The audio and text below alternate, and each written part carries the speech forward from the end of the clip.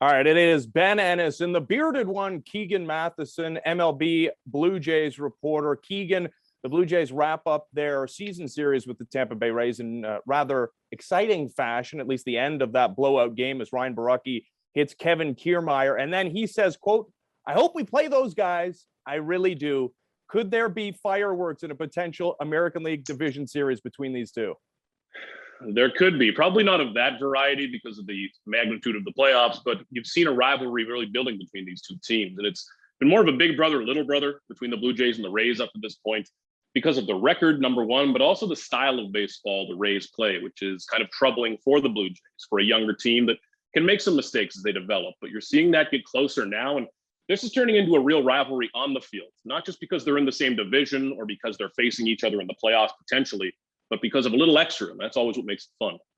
Yeah, it should be fun going into potential playoff series or into next season as well. As far as this season, the Blue Jays still very much in a playoff race. They find themselves just a half game out of the wild card headed into this series against the Minnesota Twins with the game in hand. There's 10 games remaining. Keegan, how do you evaluate their playoff chances? Well, they put themselves in a great spot. You know, the month of September has been fantastic for the Blue Jays, and they are finally doing everything at the same time. All season long, we would see the rotation looks great.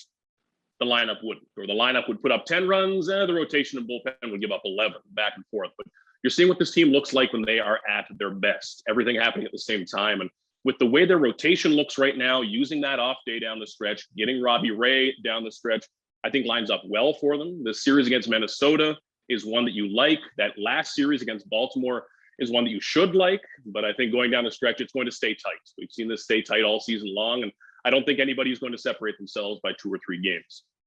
You mentioned the off day, and not to look too far ahead, but Ross Stripling, not exactly impressive since coming off the injured list. Do you expect Hyun-Jin Ryu to make another start during this regular season and probably during that Yankees series? Well, yesterday he was throwing on the field, just light, not getting up to pitching just yet. And with a neck injury, I mean, as many of us know, neck tightness, you don't know day to day how that's going to feel when he's waking up. So we'll see how that plays out these next few days for Ryu. And if he is back on the mound, you're still dealing with some of the inconsistencies that he has had. That's not a problem the Blue Jays expected entering this year whatsoever. I remember back in spring, it was Ryu, and let's see who the 2, 3, and 4 are. Completely different now for the Blue Jays. So even if he's out there, a question mark, but I think at this point, you still need to see him throwing off the mound. That would make things simpler, though.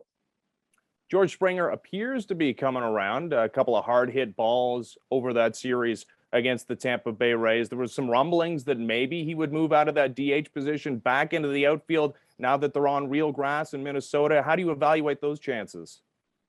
Well, he has been doing some of those drills defensively and running as well. And this has certainly been a year of reporting on George Springer running in the outfield and doing those drills, building up one more time.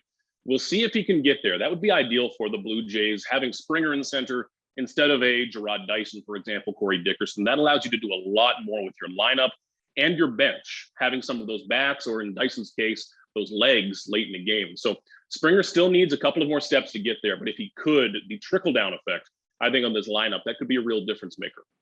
Just 4 road games remaining for the Toronto Blue Jays. Keegan, thanks for this. You got it, Ben.